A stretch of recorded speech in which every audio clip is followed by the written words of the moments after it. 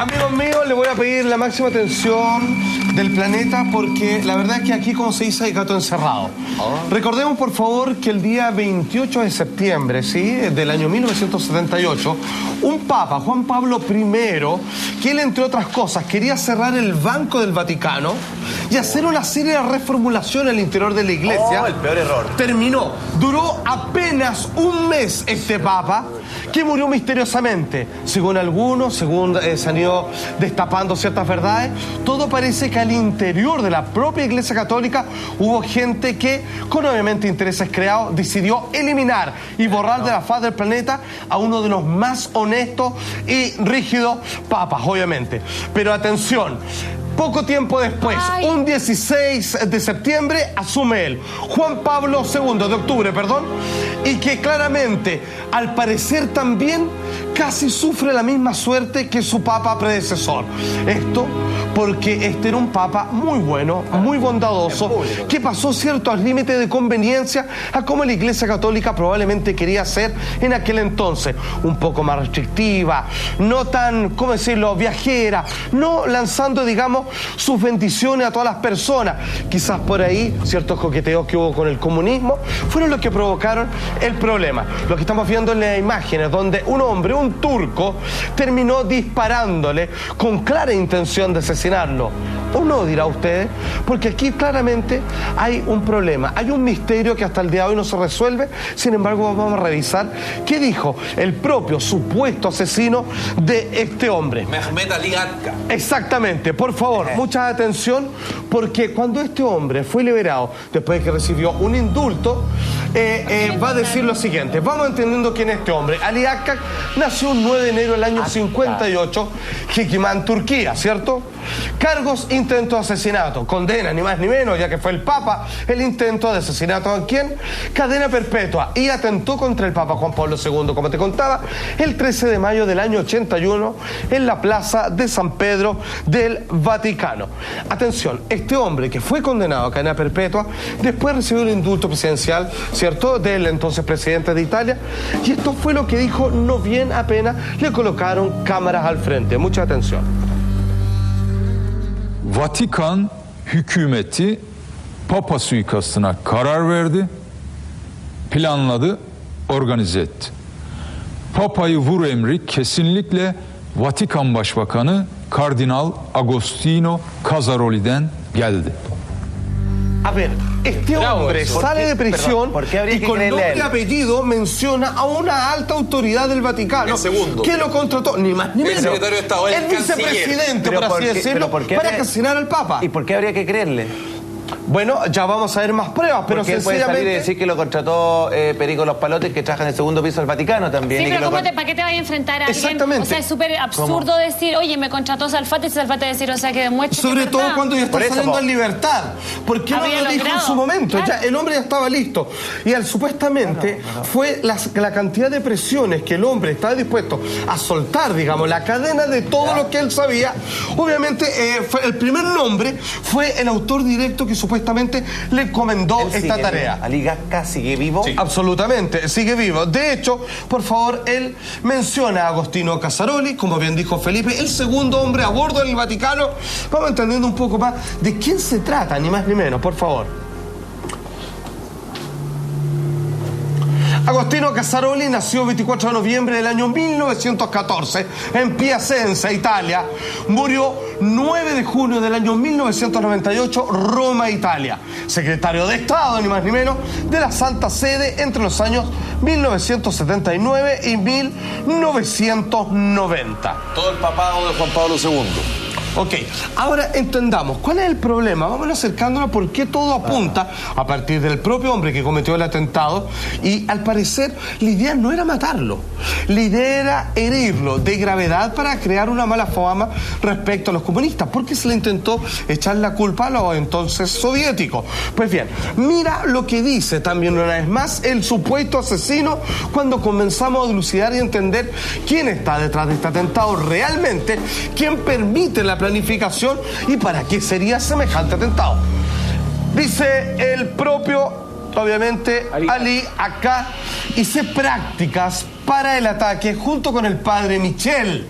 Él habla de un padre Michel y otro agente del Vaticano. Me reuní varias veces con él e incluso fuimos a la plaza de San Pedro para planear dicho atentado. Al acá, el hombre que atentó obviamente contra el Papa Juan Pablo II. Ahora, hay que, perdona Salfate por interrumpir, pero hay ciertos antecedentes a propósito de esta historia. Juan Pablo I, como decía Salfate, muere en extrañas circunstancias, el parte oficial es un infarto, ¿no es verdad? Por supuesto. Y Juan Pablo II llega a ser papa, Karol Wojtyła, obispo de Cracovia, solo por lo que pasó con Juan Pablo I. Era el primer papa que no fue italiano. Claro. Por lo tanto, de hecho, él adquiere el Juan Pablo II para seguir con Juan Pablo I. Y mucho se habla respecto a que Juan Pablo II tenía muchas ideas de continuar ciertas cosas que Juan Pablo I alcanzó mínimamente a desarrollar. Por lo tanto, era una piedra en el zapato. Claramente, o sea, ese sería el primer problema. Sin embargo, no la llegó a hacer. ¿Cuáles son las más drásticas? Juan Pablo I dijo, el negocio de los bancos está basado sobre un principio vocacional que es la usura. Es extraer el dinero de la gente, sacarle el máximo provecho y darle un mínimo de participación. ¿Qué es lo que pasa? Que cuando él dice que quiere cerrar los bancos, obviamente sucede de inmediato, pasan 2-3 días y este hombre es encontrado en su lecho, digamos, de descanso, completamente muerto, y obviamente la versión oficial dice un ataque al corazón, obviamente, como dicen por ahí, soplame este ojo.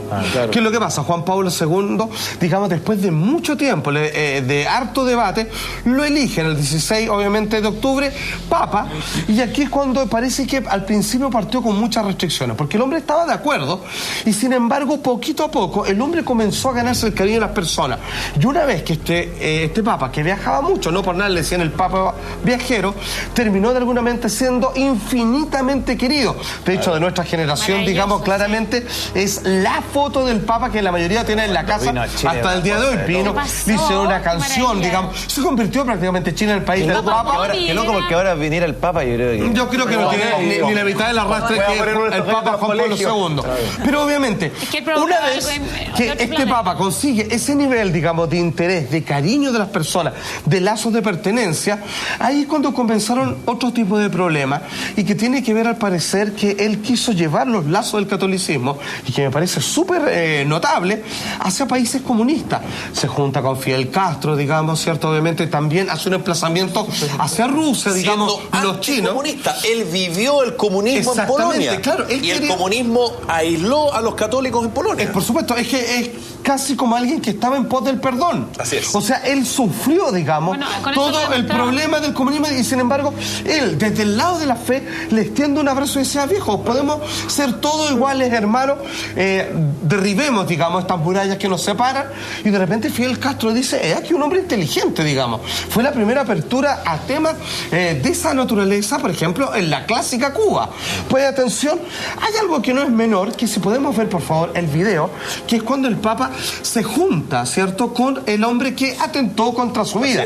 Pues bien, fíjate que ahí estamos viendo las imágenes. Esto fue en diciembre del año 1983, y lo leo textual. Fíjate que dentro de toda esta conversación, algo que podría ser lógico, incluso por la mínima curiosidad, tiene que ver sobre quién lideró, quién lo mandó a él, cuando este hombre se desdecía del hecho, quién lo mandó a cometer un atentado contra la vida del Santo Pontífice.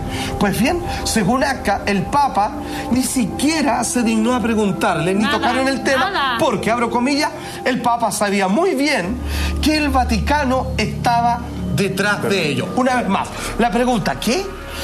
Si algunos, como muchos, afirman, de hecho, me sumo a esa lista, el Papa Juan Pablo I fue asesinado, el Papa Juan Pablo II, después de mucho dirimir, fue elegido, le sacaron esas ideas de continuar con la idea de Juan Pablo I de la cabeza, y una vez que llega al Estado popular, probablemente el más popular de todos los papas, comienza de nuevo a retomar los temas de Juan Pablo I, comienza incluso a ir más allá que decir, los comunistas no son enemigos, son hijos extraviados, traigamos como el hijo pródigo, y obviamente creamos los lazos no de odio, sino de comprensión. Y ahí parado la antena.